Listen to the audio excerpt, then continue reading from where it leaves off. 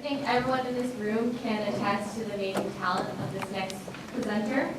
He will be talking on Asian American representation through media, underrepresentation and misrepresentation. Please welcome to the stage Brandon Lin.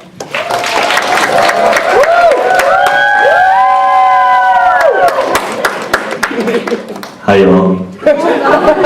Oh, okay. So my capstone is Asian American representation through media, and this presentation is just going to cover like the photographic process which I use to combat stereotypes through media. So media representation. So why is it important?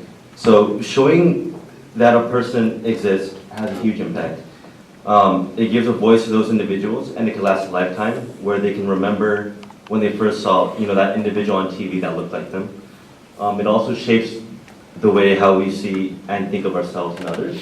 We are socialized through media. We hold internalized messages and images about ourselves and others, and internalized self-hatred is learned, digested, and media spreads these messages. But media can also have the power to show us our potential. So when we see people similar to us in big roles, positive roles to be specific, we can see ourselves able to achieve that greatness. So it's almost like an affirmation of our potential. So the problem with media representation of Asian Americans. So there's a huge underrepresentation of Asian Americans and Pacific Islanders. So you see very little representation of Asian bodies through media, which results in the lack of opportunities for roles and lead roles. So I even off the top of my head, I can't think of 5 Hollywood movies that have like Asian positive lead roles. So, and also the parts that are cast are riddled with stereotypes. So, the few types that are played perpetuate the same titled stereotypes. So just think of like the nerdy Asian guy, the quiet Asian, the quiet awkward Asian girl, and like the funny sounding Asian guy, and the funny sounding Asian who can't speak perfect English. And so these individuals internalize these negative messages and ascribe identities. So for me personally, I struggled a lot with self-image. I hated, for the longest of times, I've hated my features that I could not change. And I had internalized these messages that I am not good enough and that I do not belong. So, for example, stereotypes. Common stereotypes for Asian men, they're not attractive, emasculate, weak, and for Asian women, they are fetishized, they're seen as submissive, exotic, and Asians in general, they're just seen as all the same under one monolith. The model minority myth devoid of any problems, politically inactive, etc. And the truth is that these are not true. Yeah. So, solution. So one way of overcoming this problem is by representing your own individual identity. Maybe you can speak for others. We all have unique experiences that shape us, but there are certain experiences that groups share in which they can relate. So these somewhat universal experiences are opportunities to give others a voice. And maybe it deviates from the titled stereotypes ascribed to you or breaks norms.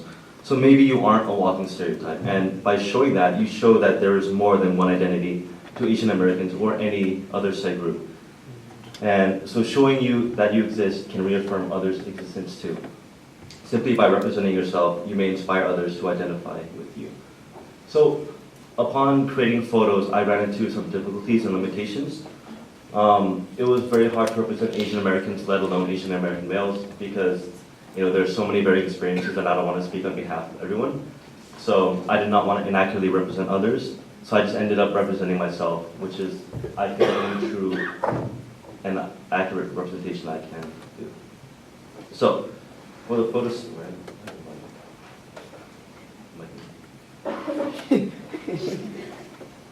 okay, so the photo series. So by creating a narrative that is not commonly seen, one might be able to influence perception. And so by representing an identity that combats stereotypes, it allows a path towards balance. Right here. Okay, so to solve this problem, I represented my identity, which seems to be polar opposite what stereotypes say about me. So I hope to create this path towards the center. So if stereotypes say something right here, say something far to the left, I'll say something far to the right to hopefully try to balance it. So for the photos, the first photo, stereotype I want to tackle is, or the problem I want to tackle is whitewashing in Hollywood, lack of Asian lead roles.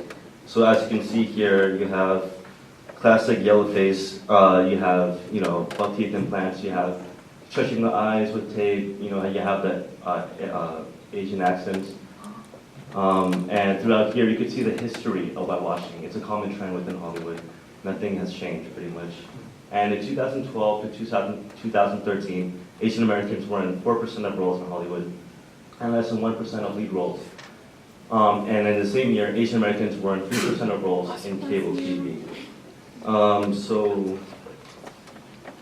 So what I wanted to do is create a narrative which puts an Asian American in the lead role.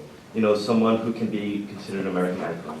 So in this photo, I wanted to recreate an American icon, something that is like symbolic of like American culture. I wanted to make a statement on belonging. The American flag, cigarette, trucker jacket, and an Asian American can all belong and represent America. And the second one I wanted to combat was the Kung Fu stereotype.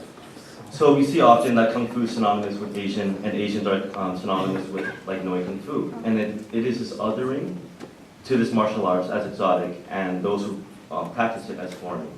So let's take boxing, for example. It's a very Western sport, and it's synonymous with American. I personally love to box, and this identity as a boxer is very uncommon to see. So I put myself into the frame, and I asked myself, why can't Asians be boxers too? All right, the next one, combating what it means to be American.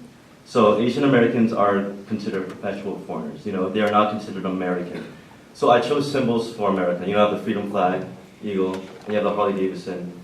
And to combat the notion of the perpetual foreigner, I put myself into those symbols as a statement on, Americanism, or what it means to be American. So I also asked myself, can an Asian American ride a Harley? And they can. That's me.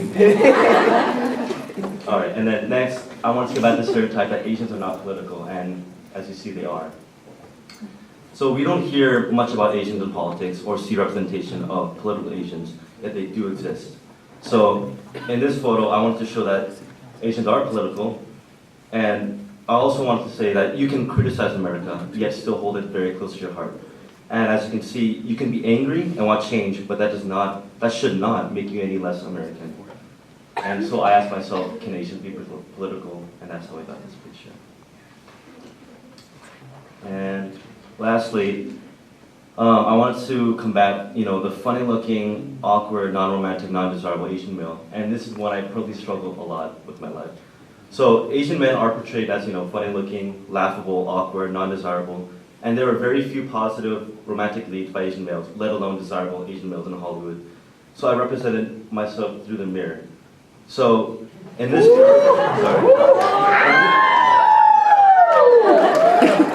in this picture, I wanted to hold a banana to represent my love for bananas. But the mirror represents the way I see myself. Personally, the self-internalized messages of Asian men being awkward, weak, unattractive, and geeky made me feel unattractive myself. It made me feel not worthy of romantic interest. So this photo represents how powerful messages are and how we perceive ourselves. So lastly, we need to represent ourselves. We cannot wait for Hollywood or media to accurately represent us, and it is very empowering to accept your own identity. And hopefully your stories can inspire and reach others as well. Thank you.